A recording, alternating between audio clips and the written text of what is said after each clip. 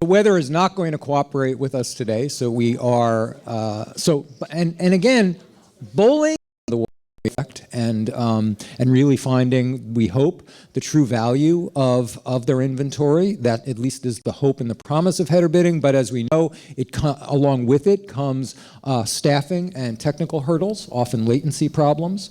So we wanted to check in on where we are in header bidding, but also where we go next. And to take a lead on this session, we have back with us once again, Dan Ambrose. Thank you, Steve. Well, let me just do quick introductions, and then I want to actually ask the audience to tell us just a couple of things about where you are. But let me, by way of introduction, on my immediate left is Nick Ames, Director of Programming, Programmatic Advertising at McClatchy. Nick started in the media business as a sports writer, which explains why he likes underdog stories. Which is really what we are in the media business, trying to close the gap between the value we deliver and the money we get in programmatic advertising. So next to him is Amanda Dean. She's the senior programmatic strategist at the Weather Company. Amanda has a little IBM Watson logo on her email signature. I asked her how I could get one of those on my email signature. She said that IBM would have to buy my company.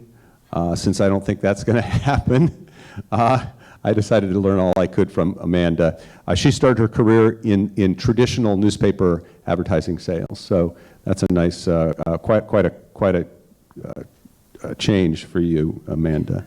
Next to Amanda on the far side there, not the far side by comics, but the far side of the stage, is Mike Shaughnessy, Vice President of Revenue at Bauer XL Media, the company that behind Women's World, First for Women, and In Touch Weekly, among other titles. He previously served as VP of Programmatic at Patch.com and Head of Programmatic at About.com. And I guess About was owned by the New York Times at that time, so, you know. Before we go any further, I just would like a show of hands. How many of you have been using header bidding? Okay. So anybody using programmatic but not using header bidding? One, okay. Well, I just want to make sure that we're talking in the language that helps you here. So I'm going to try to make sure we don't get too many acronyms involved, and I'll try to stop people, at least if I don't understand the acronyms. And so, Mike, why don't you, Nick, why don't you start and just introduce sort of where you are with your company and how you're using header bidding right now. Sure. So McClatchy's a daily newspaper company. We're not allowed to use the newspaper word. We're actually a digital company. But we serve 65 unique visitors per month across different properties such as the Miami Herald, Kansas City Star, and Sacramento Bee out in California. So we're all over the United States. And with header bidding, specifically where we are, is we've had the long-standing relationship with Amazon and A9, as I'm sure many of you have had. Very early on, we got involved with Criteo and company-specific wrappers, and we've evolved to the point where in the last year we were experimenting heavily with pre-bid. The open source project that's now sponsored by AppNexus, and we fully scaled out across our network in the last 2 months pre-bid after about 6 months of testing to make sure we were comfortable, and so that's primarily our header bidding setup. We do have looking to the future. Right now we have in the Sprint Amazon's Transparent Ad Marketplace, which is their client-side header bidding project, and also Google Exchange Bidding is we are a testing partner involved with that as well. Good morning, everybody. So as Dan had mentioned, I work for the Weather Company. We are a IBM subsidiary. We sit underneath the Watson IoT pillar. Our header bidding strategy has been deployed for about a year now. We are running a whole lot of partners. We have anywhere between 400 and 500 million impressions a day that we have to monetize, so it's really key for us to drive as much demand as possible.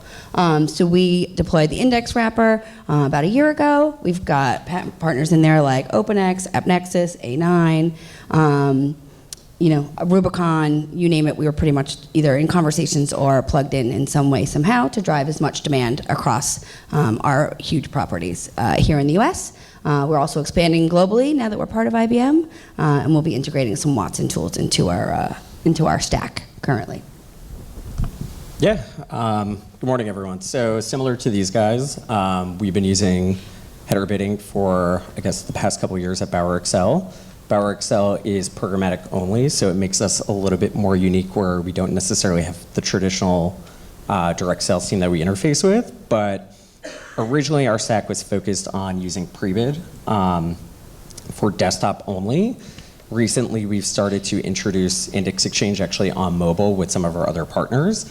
The reason why we were a little hesitant or apprehensive at first is that on mobile, we were really concerned with page speed, and we also have a strong partnership with Cargo. So at the time, it wasn't as important for us to diversify demand. But now we've actually started integrating other partners within Index to have a more competitive landscape on mobile. So it seems clear to me, at least, and maybe clear to most people, that the crucial aspect of success in programmatic generally is having lots of bidders on any particular impression, right? And the problem with that is that there are so many different demand sources, maybe related to different platforms. I mean, there's a lot of diversity there. So I'd like you to talk a little bit about what you see as the most important things to sort of solving that, trying to bring all the bids together into the same situation across so much diversity of solutions, essentially. Anybody? I'm happy to take this. So, as I mentioned, we're a pretty large scale site.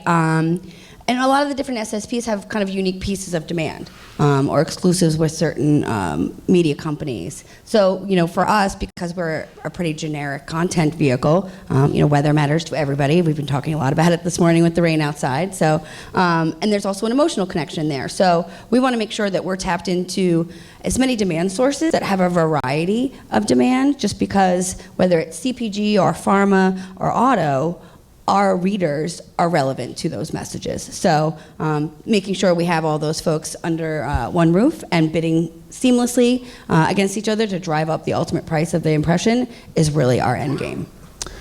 Do you have any kind of limits on the number of places you integrate? We don't, but most of the technology does.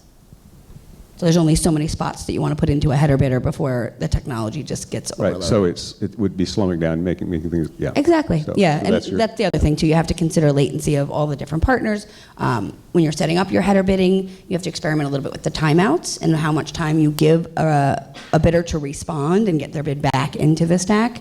That's something we're actually toying with right now and seeing some interesting results based partner by partner.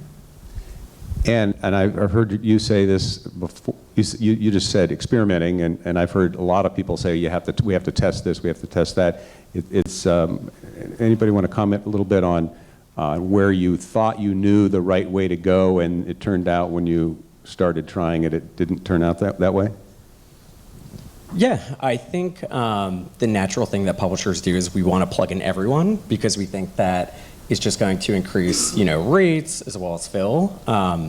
One thing that we've been super conscious of, and as we test kind of what Amanda was saying, is that we look at response rates, and the reason being is there's only so much real estate on the page, and by introducing too many partners, you might be putting too much weight on the browser with the traditional client-side header bidding.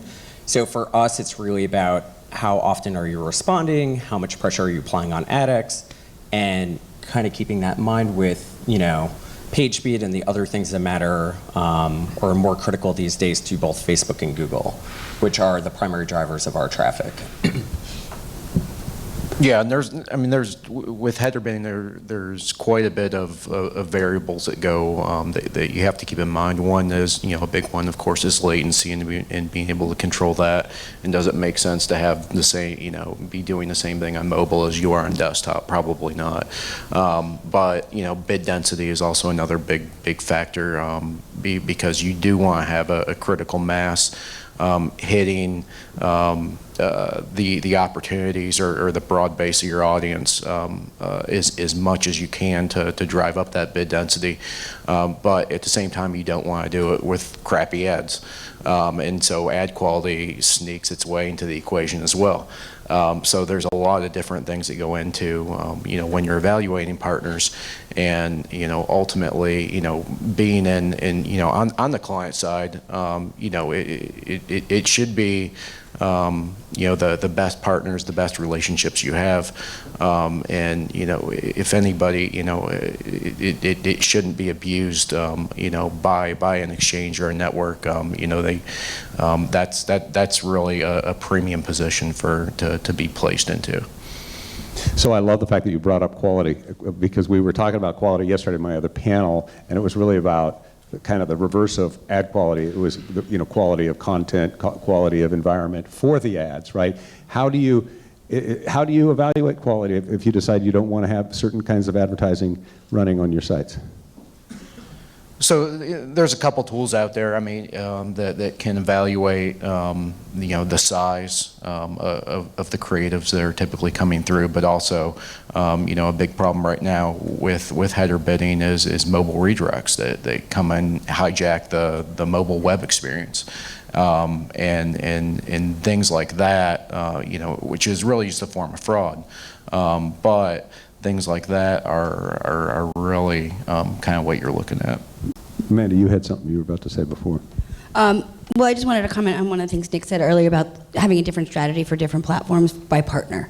And I completely 100% agree with that. There are certain people that work fantastically on desktop and not so great on mobile. There's a smaller number of partners that can integrate in-app than mobile web. So that's something else to consider is your platform mix and who is the best fit for each platform too from a partner perspective. So you have to have a different strategy and plan or tactics for each partner, and maybe for each partner and each platform. How many people do you have managing all these relationships? We have probably one of the larger programmatic teams in the business. We have a team of 10.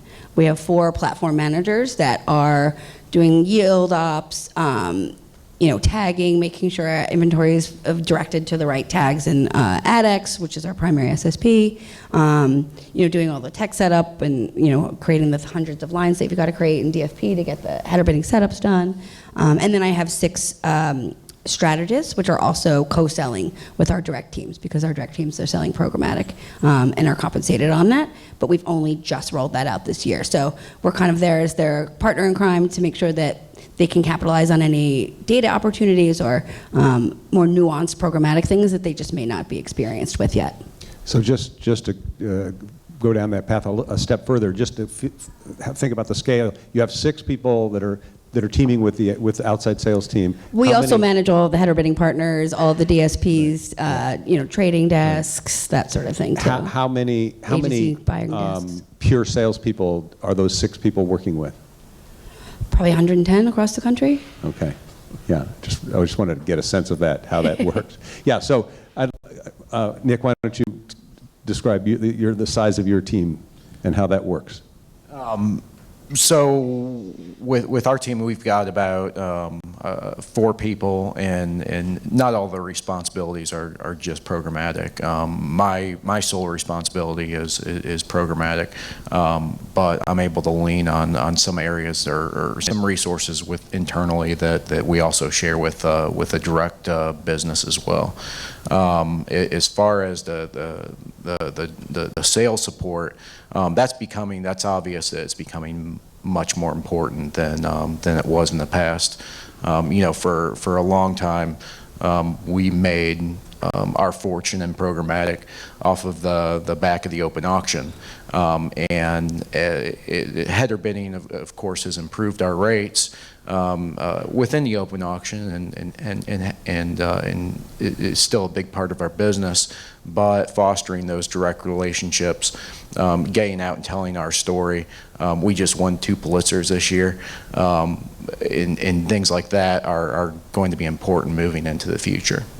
So are you supporting salespeople at all the separate newspapers, or is there a national sales force that just talks to national accounts? It's actually a combination. You know, we didn't build a lot of red tape operationally around programmatic just because we wanted it to grow and wanted to grow fast. And in some aspects, you know, to be honest, we really didn't know what we were doing. And so. You know, we're finding that you know attacking those day-to-day challenges head on, rather than hiding behind policies, is growing that business a little bit faster. You know, one of our challenges right now is you know, how do we compensate you know, a direct seller for a programmatic sale that you know, potentially could be always on and be around for 5 years. In a steady stream of revenue with minimal touch. And so, you know, that is, that's something I think we struggle with, but we're working through it. You know, and just fostering, you know, fostering a really transparent relationship between the programmatic support as well as direct is important as well. Mike, how are you working with your outside non-programmatic teams? So in past experience, there's been an interesting relationship with direct sales and the programmatic team. I think that, you know, it's important for the teams to work together because it's just another way to transact standard IAB media. So it's important for the teams to kind of be aligned and to have that relationship management, you know, with the agencies, especially with the evolution of the market as it is today. I will say at Bauer, we are a little bit unique that 98% of our revenue is programmatic, and most of our focus is really kind of working with our development team as well as the analytics and the ad operations piece. But one way that we want to expand based on past experience is really having someone that's working with the trading desk more frequently and having kind of like that programmatic salesperson, because it really does make sense to have someone that does manage these relationships, and it is very, very important. So you're doing sales, even though you're doing, you really got to sell into the programmatic demand sources, you might say, and position and listen to them and understand what they're looking for, and maximizing that. Is there a way to sort out the demand sources, since you can't plug into everything, because right? Mm-hmm. Is there a way to sort that out without testing everything to see where the greatest amount of demand is? Not that I've figured out. Okay. And I have to say, these are the kind of forums that it's very helpful. You know, I think talking to each other, especially since we all do something kind of unique, it's been very helpful kind of seeing what works for Nick may not work for me, and what works for Mike might work great for me, but not Nick. So, you know, we're all kind of special snowflakes to a certain extent. But I think, you know, especially as the Luma kind of condenses, we'll have less and less, you know, experimenting and whack-a-mole, so to say, among the partners, and we'll have, I think, more consolidated, solid partners to work with. And, you know, that's kind of what keeps it exciting, you know. It's plugging somebody in and see what happens, hoping it's for the best and a positive revenue gain, and not like, oh my God, what is this partner doing, and things start tanking, or, you know, to Nick's point, like mobile redirects or hijacking the site, like, how do we stop this? So, you know, I think it's still early days, but, you know, you kind of have to kick the tires. So if you have the right staffing to be able to do that, great. If not, I would say stay with the kind of steady Eddie and the folks that you've heard the same name for a while now. How much of your business, Amanda, and then I'd like each of you to address this, how much of your business is PMPs that are sort of custom for specific? Our business is about 20% PMPs, 80% open auction right now. But that's grown 10% in the past year. So we expect it to continue to grow, and it's something we're pushing really hard against, especially since we made all of our proprietary triggers available via programmatically. So aside from custom native elements, we'll sell almost all of our data segments programmatically as we would on a direct buy. We want to be as customer-centric as possible and give them, as many opportunities to buy with us as Tell possible. the audience a little bit more. You told me about how you just implemented that cross-tabulation of data into an open data DMP that they can access. Yeah, so our first-party data is weather and location data. You want an accurate forecast, so you say, yes, I am in this zip code, and every time you walk around in the world, we're able to see, where your particular device is going and where it's pinging to us. So we are able to take that location data, that weather data. We work with third-party data sources, medical journals, you name it, and we've got over 300 proprietary triggers. Weather exacerbates lots of health conditions. So, for instance, I have a trigger around diabetes and psoriasis and heart disease because weather exacerbates all of those conditions. So, for an RX advertiser, that's really impactful. And now we're able to carry that off-platform through our LiveRamp partnership, which we just launched in May, and that's been pretty successful right from the get. So, we're talking data, we're talking, people-based buying across the organization. So we're hoping that's going to, keep us ahead of the pack. Nick, how are you doing with your PMPs? So our PMPs make up about 15 to 20% of our revenue in programmatic on any given month. It's for a long time it was just a one-man show. Our strategy, because we didn't, we're in a unique position because we don't have and we did not have any representation up in New York or San Francisco to talk to directly to agencies or even to brands. And until we got into the Nucleus partnership with some other daily newspaper companies, but overall, our strategy up until that point, and it seemed to have worked for our situation, was to really just push out. Work on cleaning up the inventory that we were sending out into the open auction, and because a lot of times we actually in making sure that our contact information, really simple things, making sure our contact information was up to date in the various marketplaces that are run by the exchanges that we were plugged into, so that if there was a buyer on the other end looking to buy MiamiHerald.com, they would know exactly who to reach out to, and we could respond to it. Very early on, we prided ourselves on being able to turn around and activate a PMP deal within 24 hours. Sometimes there were challenges, and a lot of times it was even on the buy side because sometimes the technical illiteracy was just as bad on the buy side when it came to activating these things, and so we had to almost work on becoming fluent on some of the major DMPs that were being used by those people to really help move it forward faster. But by and large, the strategy has that strategy has worked for us. Just being really customer-centric in that regard, with the inventory that we put out there, as well as start to finish, making sure that a deal is actually activated. Yeah, and I'd like to echo something that Nick said. So I think it's really common for us publishers to plateau at that 15 to 20% with PMPs. And what's really interesting is while we as a publisher can offer contextual targeting that may be relevant, or even our first-party data, what we have found in our experience is that when working with the buyers, and why it's so important to have that market representation, is asking kind of all the right questions. So what type of frequency capping are you guys doing? Are you using your own data? Are you putting that on top of this? And what we found is when different data groups or different data is being layered on these deals, in addition to our contextual and first-party data, we have found that by stripping off the targeting and setting up almost these RON deals, we've had a lot more success with scaling.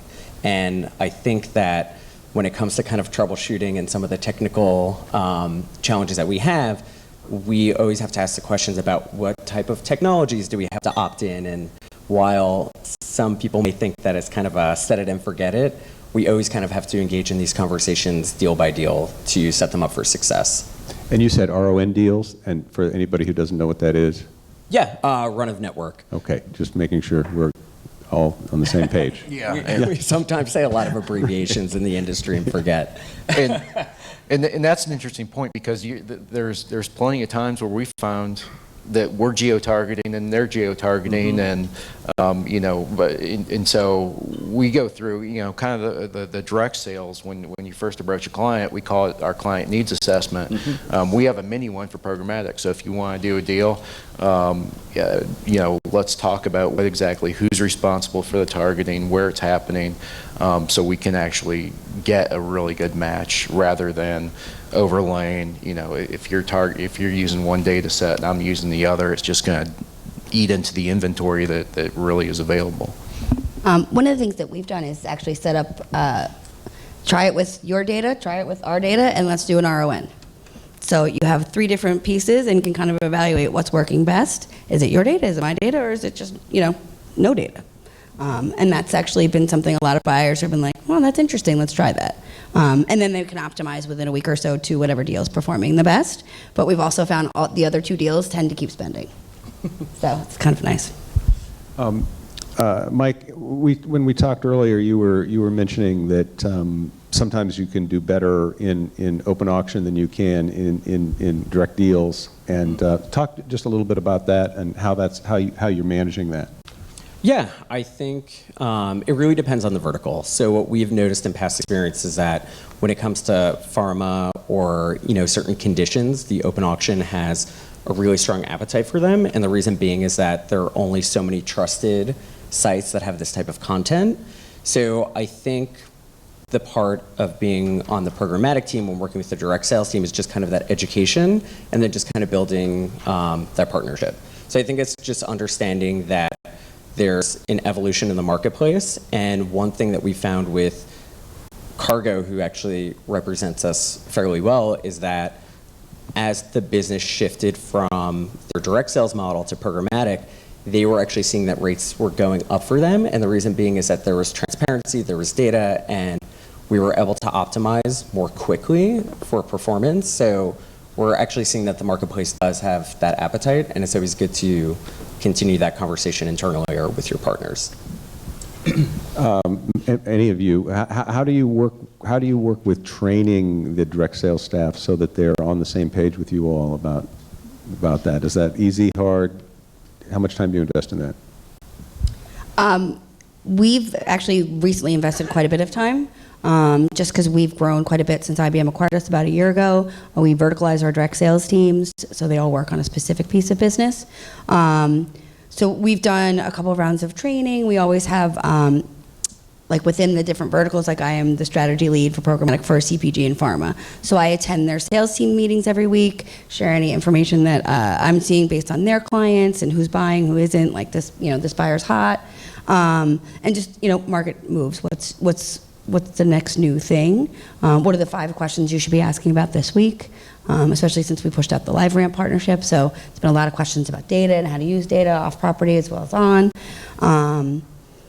And look, even for us as the programmatic people, we're always learning and, have to stay on top of what's happening. It's a living, breathing industry. So, even this morning, I thought it was kind of interesting that Snapchat bought Placed.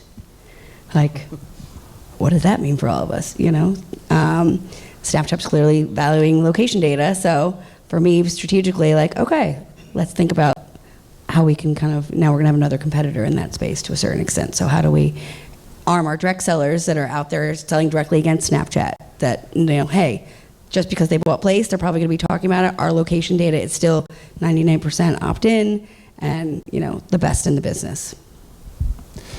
So Nick, you've got a different situation in terms of the sales people that are out there in the world trying to talk to folks about your inventory.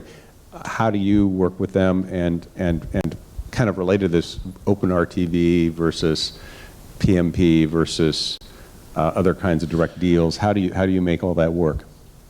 Well, where we have our direct, a lot of our direct resources pushed into, and this kind of actually gets to a point that the gentleman from Meredith was making this morning about kind of the opportunity cost for selling your own site, is in particular with IAB standard positions.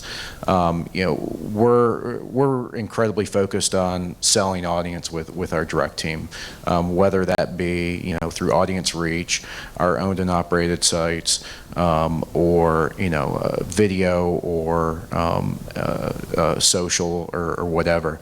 I can't sell those positions programmatically.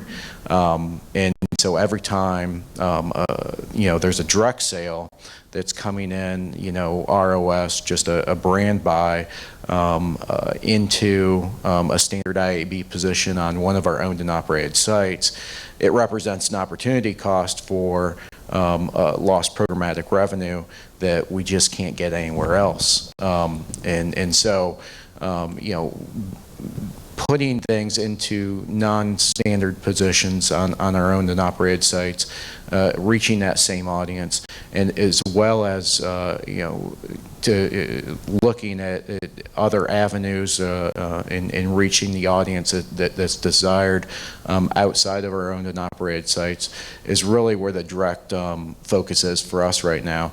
And programmatic, a lot of the tactics that we have taken with you know, pushing out the inventory from eating up the programmatic spots just reinforces that behavior.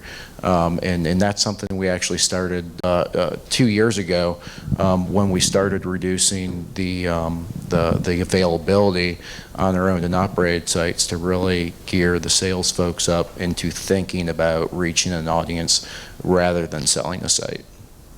And programmatic was kind of a mechanism to reinforce that behavior. How much, Nick, how much of your programmatic revenue is coming from local advertisers that are buying specific markets, like, let's say, car dealers? You know, honestly, hardly anything.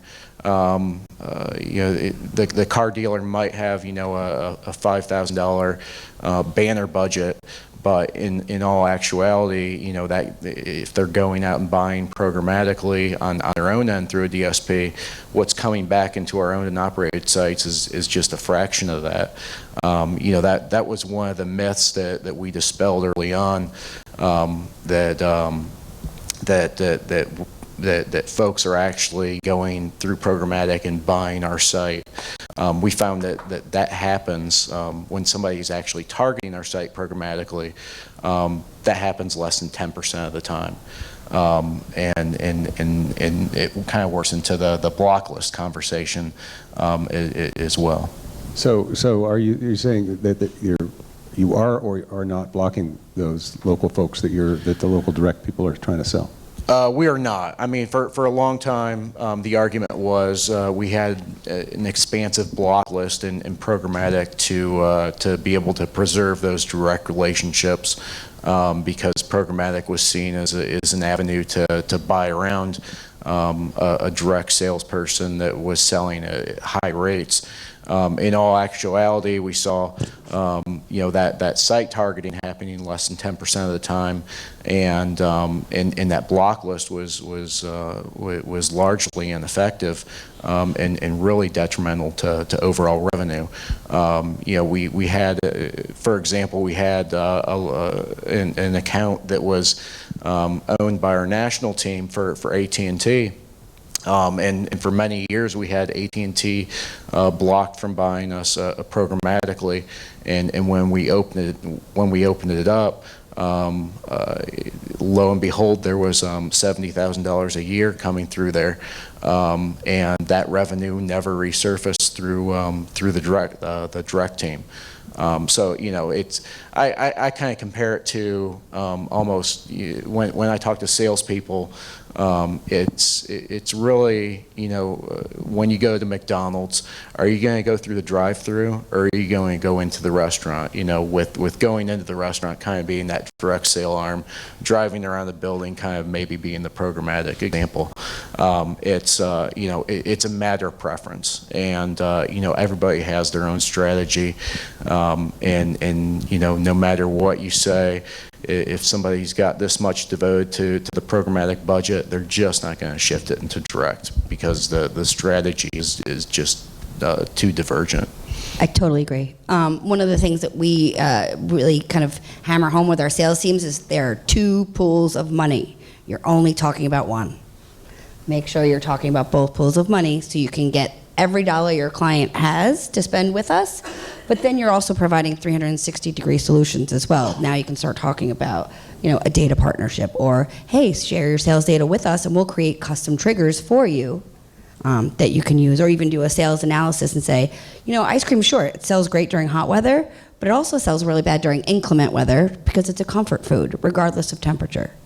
So just be able to share insights like that with brands is really, really huge, and really something we're evangelizing our sales teams to start talking about with their agencies, and even client direct, because a lot of programmatic decisions are made client direct nowadays, and there's been kind of that big shift. So, just having people be as nimble and open to change and challenge as possible, and empowering with those tools, and getting them fired up to go out and talk about it, your brand, is really kind of the key as far as selling programmatic and even header bidding to a certain extent. So, Steve, you stood up, so I want to. I don't know how long we have. I wanted to talk at least a little bit more. I've got one more round of questions, just if we can. So that's and that really has to do with what's the most important aspect. We haven't really touched on server-to-server integrations as an important part of sort of making this whole thing work better. We barely spoke about the idea of trying to improve cookie matching, because you did make some reference to the I think Digitrust, one of you did. So I'd like you to each address sort of what you think is the most important initiative next to get to the next level of efficiency and/or price realization. Yeah. So I think in digital, we're always kind of chasing things yesterday. So my answer today may change tomorrow. But I think for us, what's really important is, since there is only so much real estate and some of the partners that we work with, it is important to be client side, just for data reasons. It is really important to our users coming to our site to have kind of a fast experience. And we found through a lot of testing that our organic reach has gone up a lot with search as well as Facebook. So I think for us, it's really kind of evaluating those server-to-server options to, continue creating better access points for the different SSPs or for our buyers, while maximizing yield. I think for us, the server-to-server thing is really interesting because it adds speed and cuts down on latency, which is a good thing for everybody. But you need to know your site. We are very dependent on cookie matches right now, and if we shifted fully to server, we would have a pretty significant revenue loss from the get. So that's something we are very cautiously optimistic about.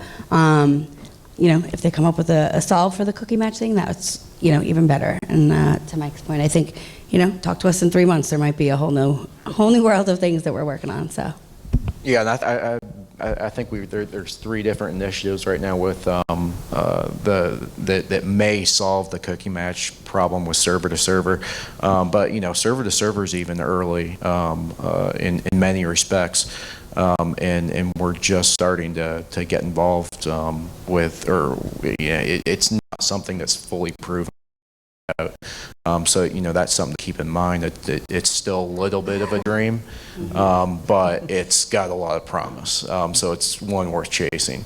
But it's important to always be testing and dive in and really evaluate your site, your priorities, and you don't want to chase after every rainbow.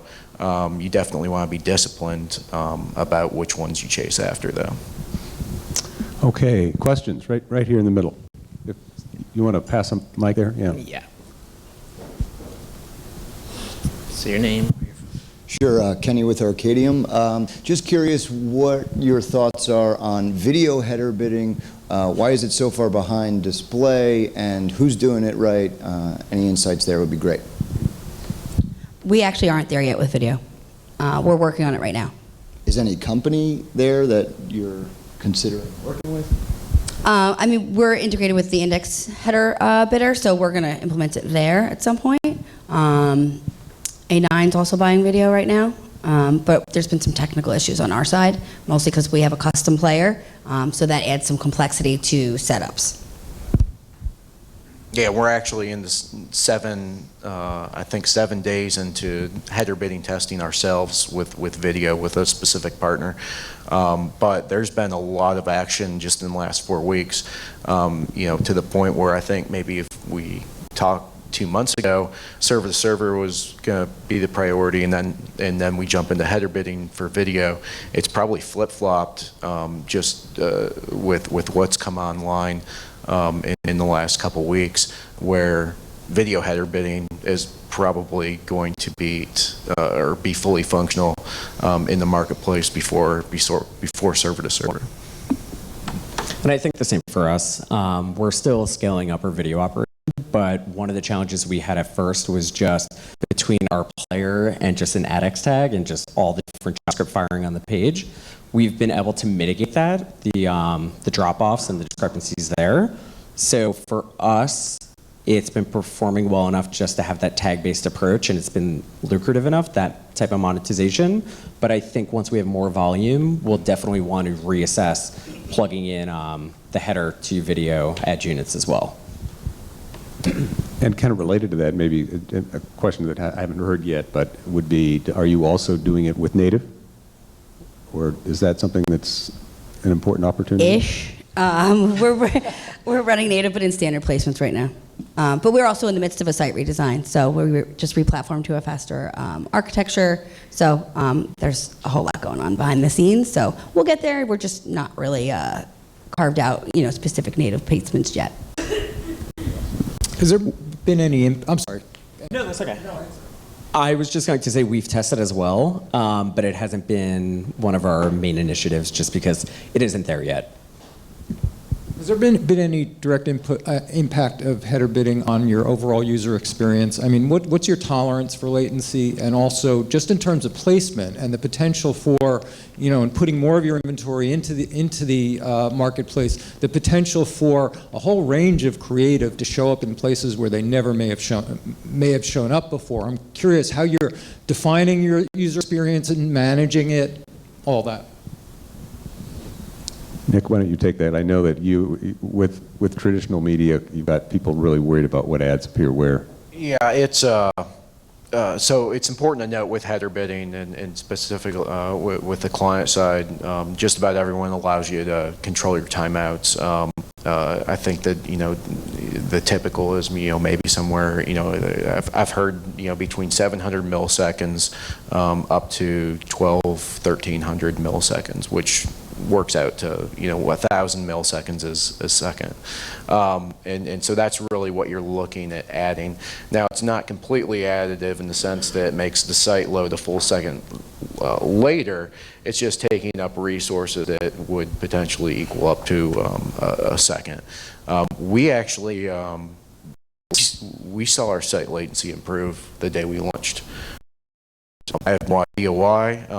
The latency is as much of a physics discussion as it is anything else. And but as far as ad quality, that's why it's really important to work with the vendors that and make sure that you're asking the right questions to make sure that they're not hooked into demand sources that will hijack the experience. And it's why we use a third-party verification service that wraps all of our pre-bid line items so that we can monitor that on our end as well. To make sure that everyone's staying honest with us, but we set the expectations really early with each of our partners. What the expectations are are for us in terms of ad quality and user experience, and there's a very low tolerance if somebody starts to break that. because, the 15, 20% rev share that you're collecting, that's why I'm paying you, is to make sure that you're not bringing that crap into my environment. I think pricing helps with quality too. So depending on what your strategy is, if you have to sell a certain percentage of your some things aren't worth selling. So especially now with viewability being a big, huge piece of what buyers are demanding as, kind of table stakes. So even, looking at your inventory landscape and deciding like, maybe we should only sell 90% because the 90% we have is much more valuable and that 10% we don't. I call that kind of the catfish layer, like let that fall to the open. And if anything, it'll help drive your PMP sales because anything that they're now seeing in the open is truly crap. So I think that helps. Dan, group, thanks very much. We're going to continue this in the round. Thank you. So stay where, Dan, are you ready? Where's Dan? Oh, here. Dan. Okay, so we're gonna talk VR, and Dan's got some good video, right? Right. Dan, I have to admit that I'm a little bit of a disbeliever on VR, so Dan's going to convince me. I've always had my doubts about any medium that requires new behaviors on the part of users, let alone new technologies. And whether publishers really can leverage VR has sort of come into, it's gone up and down just in months as we watch and track the ways in which various types of VR technologies are being adopted, the ways that the buy rates that were disappointing last Christmas and suddenly have started urging up again. The amount of hype that surrounded VR has been monumental in the last year. So understanding where publishers really should be investing and what sort of ROI they might be able to see in the VR landscape is interesting. I know those of you, and maybe we'll get into AR at some point as well, many of you may have seen in Apple's announcement yesterday that they're going to start baking AR into iOS so that apps will be able to take advantage of it without a lot of muss and fuss. That could be really a move forward for this. But so I've asked Dan Ryan, who's the global digital media business development for AccuWeather, one of those companies that obviously, as you'll see, has an opportunity to leverage the kinds of things that VR is really good at: location, adventure, especially weather-based experiences. He's going to talk to us about what they've seen so far in leveraging VR, what the business models are around it that he's seen. Please welcome Dan Ryan. Yeah. So thank you, Steve. That almost was perfect. I can just get off and be done with it after that, right? Yeah. And so thank you for hosting the event. Thanks for having me here, and thank you to the sponsors as well, because obviously a lot of the coffees and the drinks and the dinners were based on the sponsors. So thank you for all that. And so everybody, can you put on your headsets now and we'll go through? Oh. Nobody? Okay. So who all has experienced VR, at least on a phone and a headset? So a good bit have at least done something with it. Anybody here that's actually produced anything with their company? So a small handful or less. So right. Yeah. So that's kind of where it sits, right? People have experienced a little bit, but there's still not a ton of content being produced. And so wanted to start off and show you a little bit of what we have done. I think this should work. We're going to get you into... Again, this guts into a little bit of the talk, but we've put it into, it's sitting on YouTube. We can roll that over. And so this is going to show, so we have a storm chaser, Reed Timmer, that is on staff. He was kind of a freelance, and then we brought him onto staff.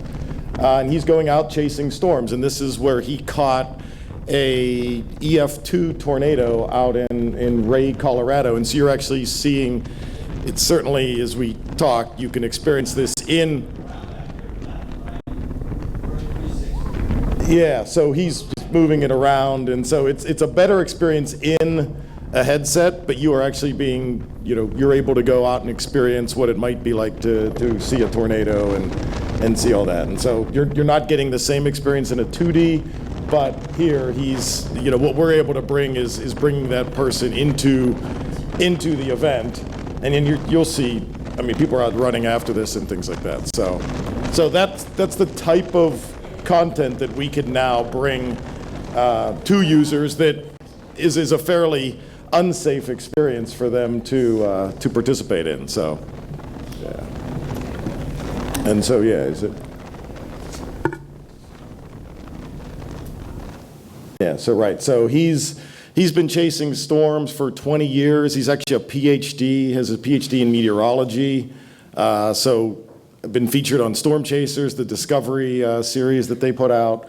So able for us to create a lot of unique and engaging, immersive type of content that this platform will want to experience.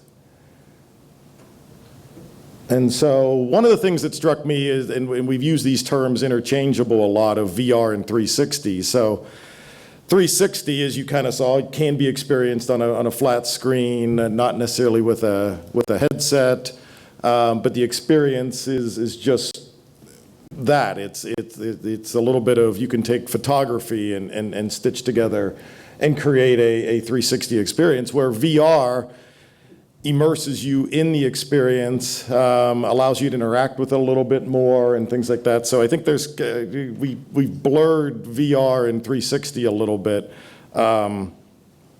You're able to maybe take somebody into a flight simulator in a VR experience. In a 360, you're giving them just a video of what a camera has captured. So I think it's a chance for you to go from a 360 experience and then build something a little bit more immersive when you get into a VR experience. So the devices have been around for a while, so I'm probably going to date myself a little bit, but in theory, the ViewMasters back in the 70s gave you a VR experience of sorts. You were able to view imagery from around the world in different locations by sliding in the reels and taking care of that. And so moving forward, even back in 1993, there was a Popular Science article that was published that was VR is coming, and there were all these headsets, and Sega launched a Sega VR product, and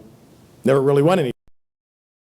He was building content, the devices were expensive, people didn't want to really participate and purchase those devices. So moving a little bit forward here to now, we have still Sony has launched something through their PlayStation. You've got Oculus, you've got any of the other headset manufacturers. You can, Samsung has got their Gear VR product, and Google Board, and is even, you've got a lot of ways of consuming content. So the VR device of the past, and now moving forward into VR devices that we have now, has allowed people to experience this content in a much more richer environment. And so who is producing content and who is kind of starting to take the lead in some of these, in development of pieces? And so CNN, a year or so ago,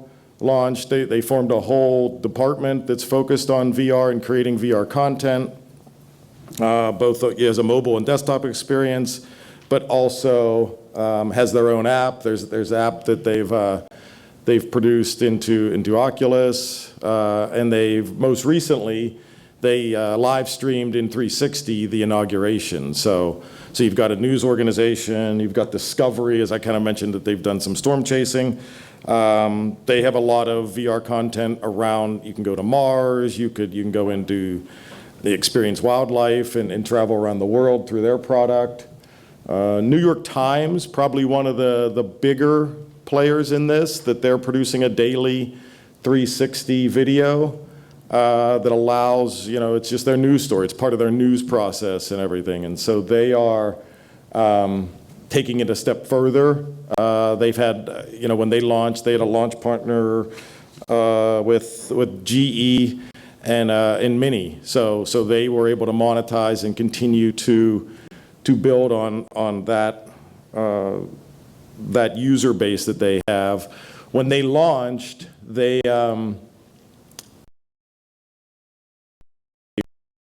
cardboard devices, so they kind of jump-started the ability for people to put their phones and experience things.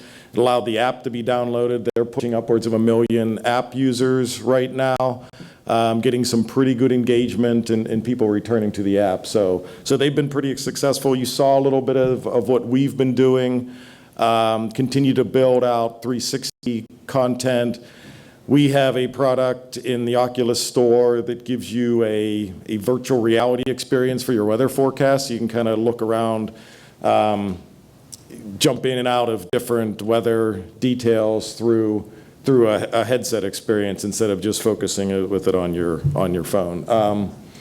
And so those are a handful of the partners and there's others, obviously. I just kind of grabbed a list of players that have either had some success early and are continue to devote some resources to this, which is really the key to building this out, where you're going to have to invest in bodies to do it, and then also in the camera technology. So one of the things that's interesting for us with camera technology is that, as you saw, our cameras go out into some serious weather conditions and things like that. So we had to balance something that could handle high winds and rain and things like that and volatile situations with the quality that you need to kind of produce these really high-end pieces. So probably a little hard to see, but as you can imagine, so one of the device we've actually used is this 360 Fly. Relatively inexpensive, available in a basically most of the big box retailers, Amazon. It's dustproof, shockproof, and things like that, which were important for us. And it was economical enough when the thing blew off of his truck, we could replace it without having to go out and spend $10,000, $20,000 on some of the higher end cameras. But you sacrifice some things in resolution, processing power, the memory of the devices and things like that. But as you go over towards some of the higher end products, so GoPro obviously, as it gets into this middle ground, they've launched a device, ramps up the resolution. They've got their own software that comes along with it. And then as you come over to Nokia, you get into $30,000, $40,000 pieces of equipment that probably don't do real well for how we're using the technology out in the wild. So, but everything has its pluses and minuses through there for the camera options. So, and then you get into production. Basic 360 video that you kind of saw of that tornado. Shoot it, upload it, it stitches automatically, and then you publish to YouTube.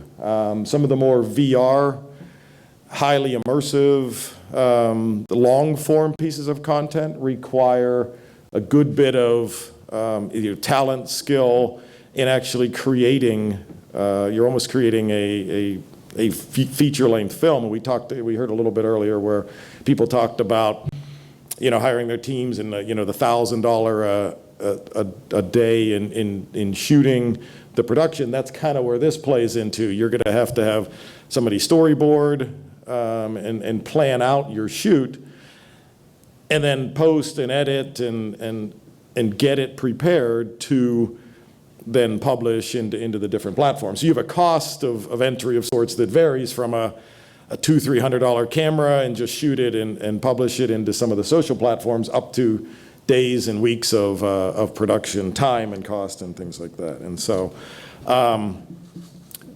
everything has its balance and where their benefits are, but you could get into a lot of money producing some of this content. And then for who? And again, maybe a little challenging to see, but this study was basically, are people engaged and adopting the content? As we did a little survey earlier, are people engaging with content? Are they buying devices? What's the barriers and things like that? And it really sits around the type of content and are the devices economical enough to buy? There's more content coming along. There is more devices becoming more economical and things like that. But they're still a little awkward. Like I kind of joked at the beginning, everybody put on their headset. We're not all going to sit in a room wearing headsets. The use case probably sits a little more around in your home, in a gaming experience certainly. So There's actually a MediaPost, I think, did an article yesterday or this morning that came out that talked about the growth of people buying devices. And in Q1 of 2017, there was about 2.2, 2.3 million devices sold. So they're going out there. People are buying them. And that didn't take into account the Google Cardboard. So that would be the Samsung, the Daydream device, the HTC device, the PlayStation devices, and things like that. So these are higher end devices that you could experience some of the more highly produced content and things like that. So they're not just a piece of cardboard that you're being handed. We've all attended trade shows and things like that where you're getting cardboard devices handed to you. But these are more something more for like I said, the higher end, either gaming or content consumption.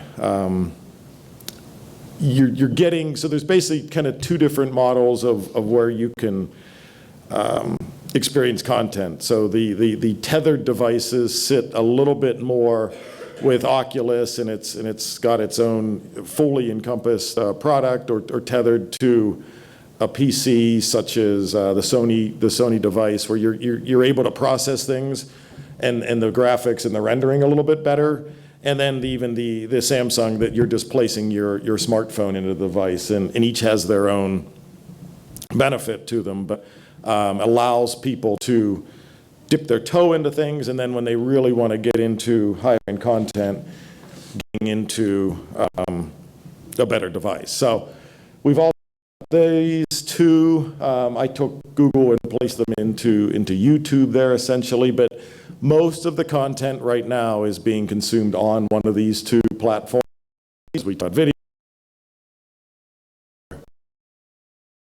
still and viewed on Facebook and YouTube, which certainly presents the challenge of, even in traditional video, flat video, of how are we making money with that still, right? Like they're adapting the content, they're consuming it, but are we making any money? There's good news to that too, so it's getting people to experience it.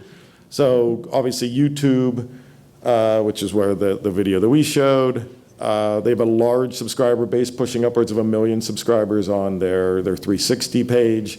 Facebook, there's a large user base, and their player, you can watch a 360 video right through Facebook.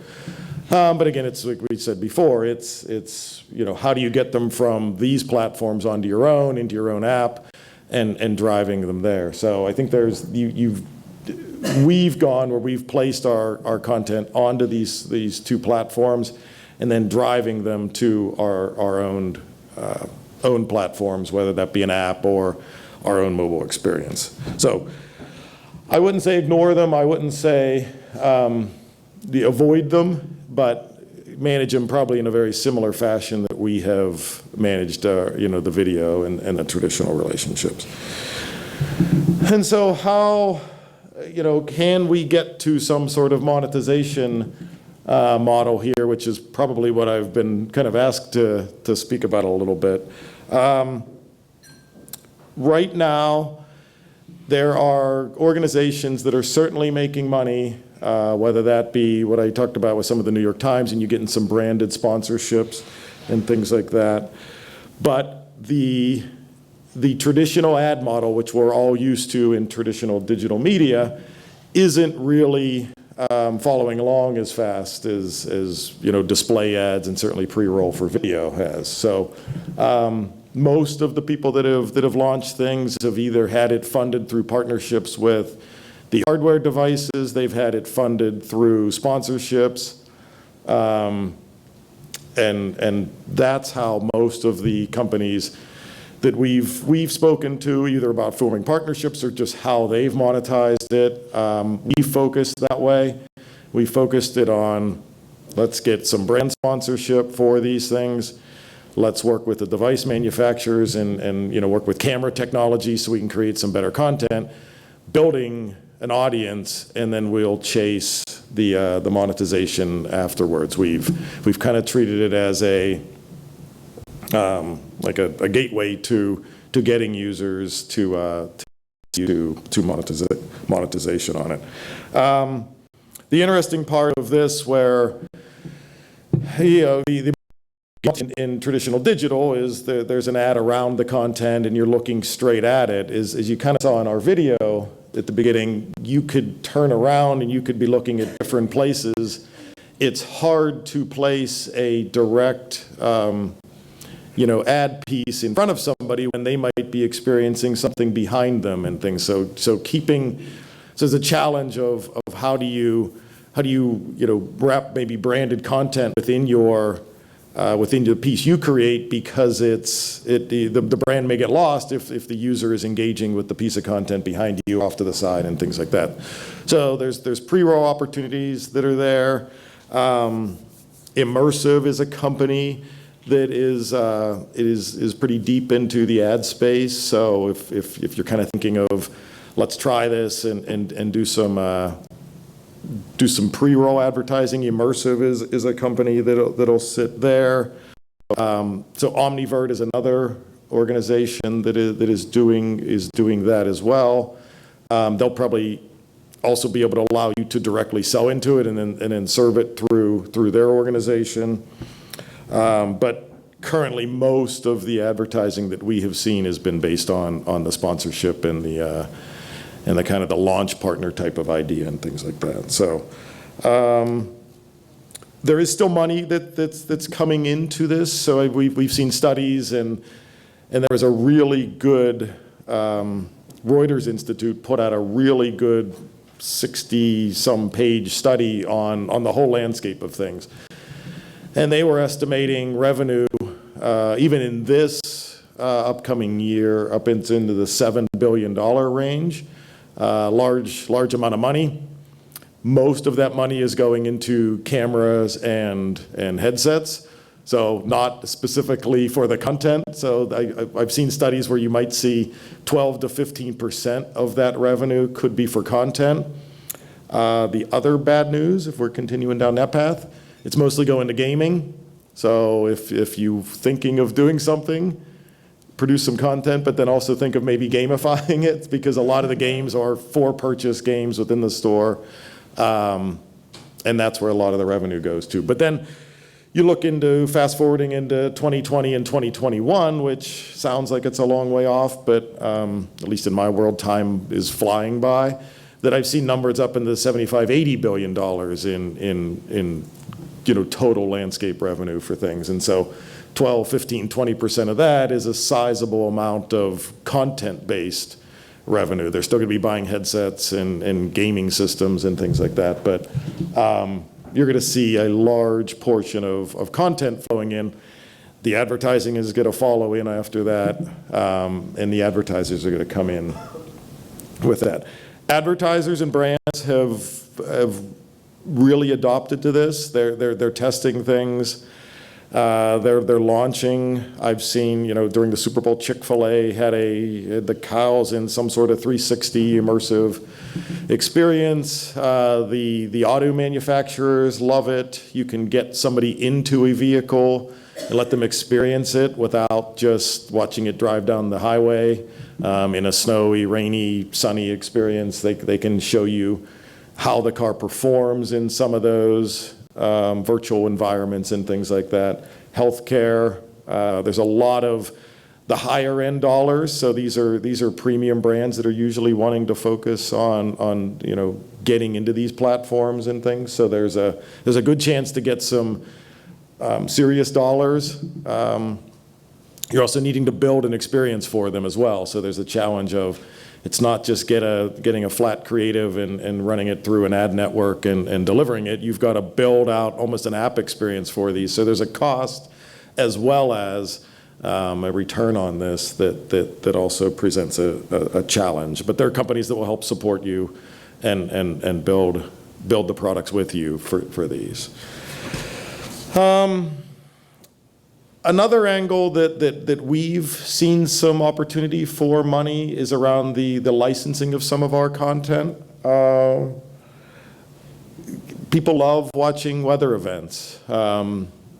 We've had companies, there's an organization called Blend Media that is basically dedicated to building up a library and licensing out 360 content that movie producers will access, any of the ad companies and things like that. So there's a model of creating content beyond even the severe weather. We've looked at creating just nice weather scenes, happy drives through the fall leaves changing, the cherry blossoms in DC, and just general weather conditions that then can become a monetizable piece of content that can run through a licensing partner like Blend. Getty has, AP has content that is 360 content, so there's an opportunity to get out and just as if you were uploading standard video assets or even photography assets into those platforms, that there's a 360 video licensing model. So there's options there that present some monetization, of your 360 content. So and I wanted to touch on the interesting part of advertising. We talked on header bidding and ad tracking and verification and things like that.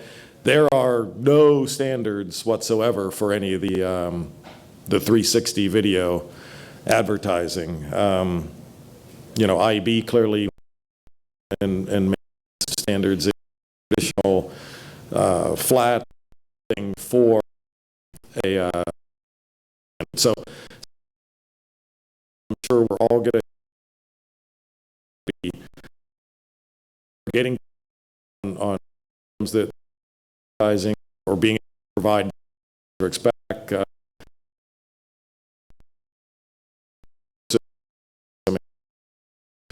to their advertisers and then to the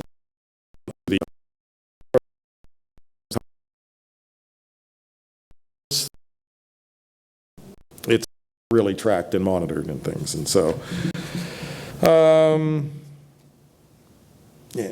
so this wasn't anything we personally were involved with. In a bit, it was Huffington Post. So Huffington Post bought, or AOL essentially bought Riot, which was a VR production company. Essentially, they would produce these really well put together immersive stories. And obviously AOL has recognized that there is an audience and there is a move to getting their users into these experiences. So they did a short film, sponsored, as you can tell, by Clorox, that talked about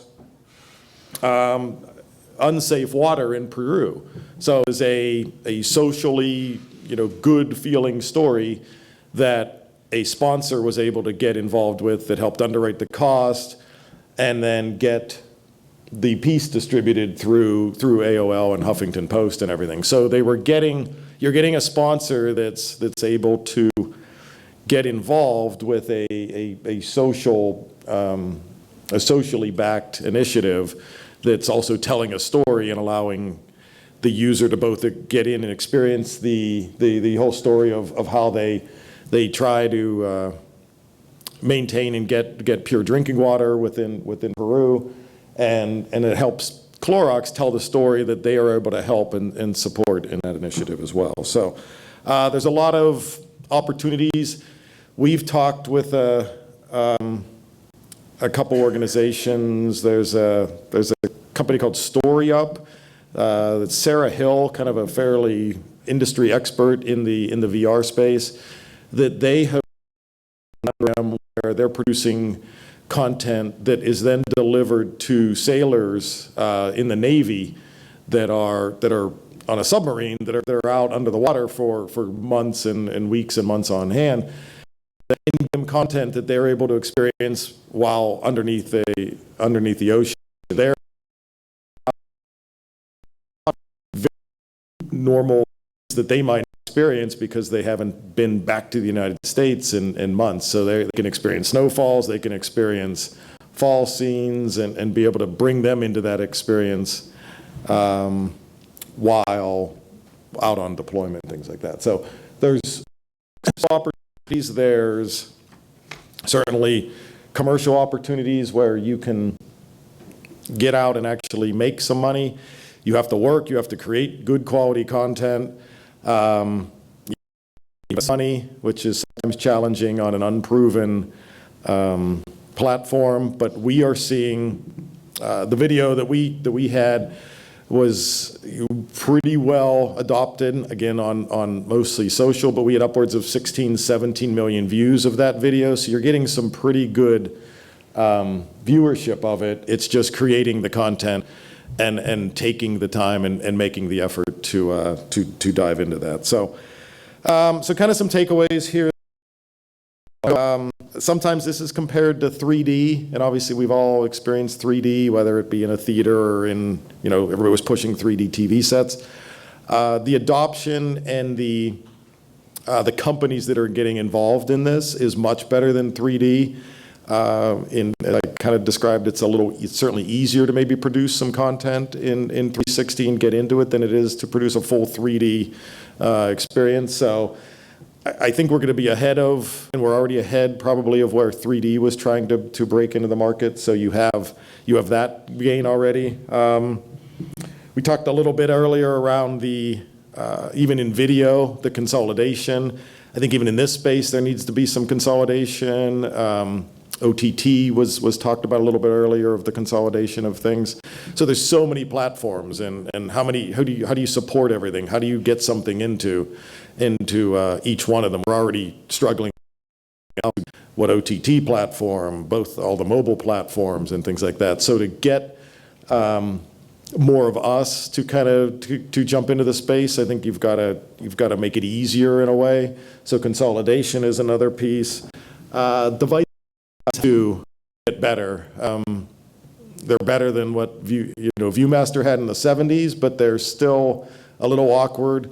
We're not all gonna walk around. We're gonna pack them. It was hard for me even to pack this thing in my bag getting it here, and so the devices have to kind of evolve, that better content and have a better experience and things like that. The prices come down, so that's helped grow some of those device purchase numbers. And then we all have to create content.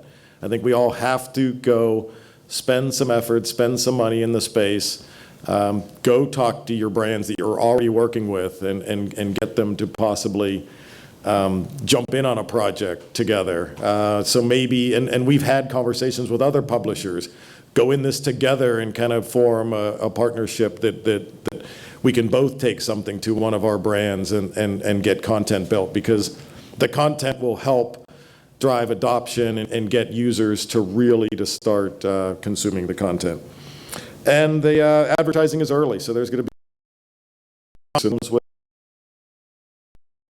and some good wins that are going to come out of this. So beyond the actual sponsorship avenue, there are the pre-roll opportunities. And like I said, if people kind of want to dig a little bit deeper into this, there's that Reuters Institute study. I think I could email it to you if we want to connect later, or you can just Google Reuters Institute VR study, and it's a pretty comprehensive overview of what is going on and where there's the benefits and the challenges and the pitfalls and things like that. So please take a look at that.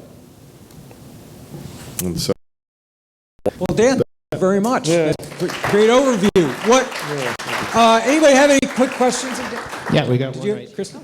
I'll ask you. Go ahead. Thank you, Dan. That was great. So a few years ago, I had a great experience. I noticed that you touched on the New York Times.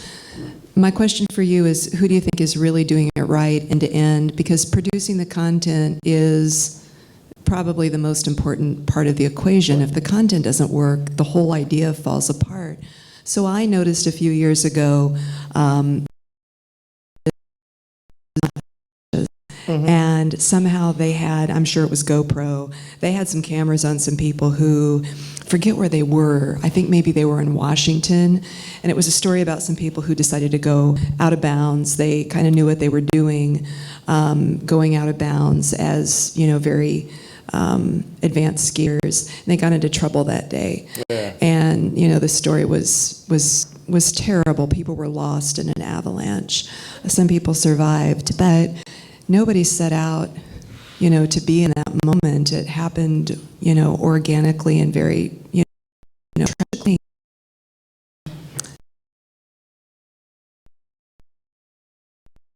But the New York Times did an amazing piece on that story, and they tied in the content and the way that the story was written with places where you could click on the content as you were reading and then bring in a video to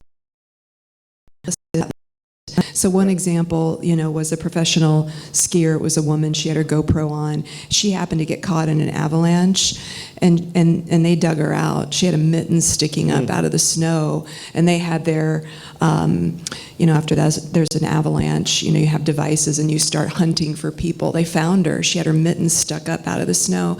Anyway, the New York Times utilized that and did an amazing piece. So it worked out really well in that situation. And my question for you is, are there they seem to be doing it right, New York Times. Who else is doing it right? I mean, do you believe that AccuWeather is just doing a great job end to end and putting this together? But having a resource that really makes it work is important, so who can make it work? Yeah.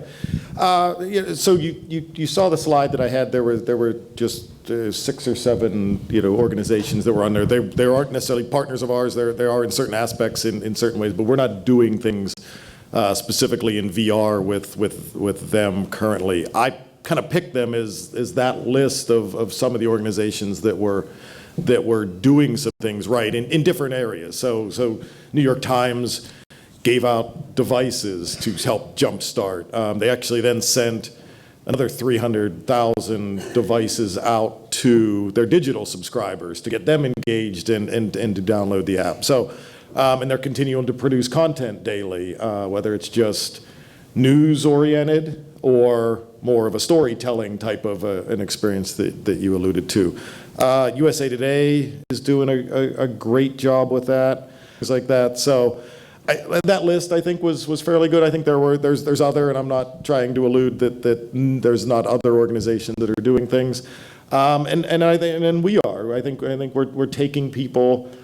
We certainly don't endorse or look for you to go chase storms. There's a lot of people doing it. There's professionals. There's amateurs. I know the Weather Channel certainly has their group going out. There's stories of storm chasers. A couple were killed at the beginning of the year and chasing storms that are professionals. So I think this gives you a chance to put somebody in that experience without putting them in danger of a ski avalanche or severe weather or hurricanes or things like that. So I long-winded. I think that list that I kind of put up there would be a good example of who's doing some things. Well, New York Times and USA Today probably have the 2 most popular VR apps, and I think what's important about what they're doing, and you saw it, I saw it. New York Times, I have to say, especially, is really I find really compelling. They're about